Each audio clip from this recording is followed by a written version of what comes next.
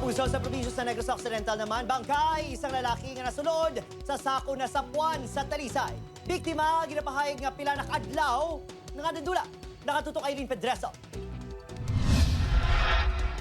Puno sang pilas, bali ang kamot, kag may igo sang bala sa ulo sang masapuan ang bangkay sang lalaki nga nasulod sa sako diri sa kilid sang dalan sa sitio Mambucano, Barangay Kabatangan sa Talisay City kahapon sang hapon.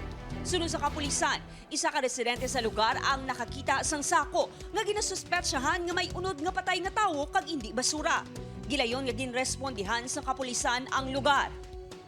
In-check na na-confirm naton na ang kasunod sa sako isa ka lalaki na patay nga gabarikotot. Nagtugas ang kagutmat sa pila ka mga residente ang pagbilin sang bangkay sa ilang lugar nga posible sunod sa ila didto lang ginhalid.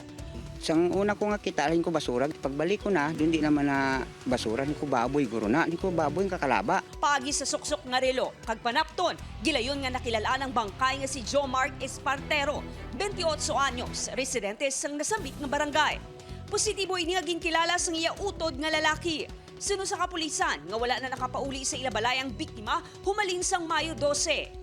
Emosyonal ang iloy sang biktima nga wala man nakahibalo sang iban nga mga aktibidad sang iya anak. Magluwas nga ginasugat ini sang iya mga abyan sa ilang nga balay. Kabay patahan yung mga hamlaw. Matangan justisya. Lagi na mo nilang bata ko. Kaluoy man. Ginulat sang kapulisan ng autopsy reports ng biktima nga ginapayag posible gin-torture anay antis ginpatay. Wala pa sang may matumod ang kapulisan nga rason sa pagpatay sa biktima.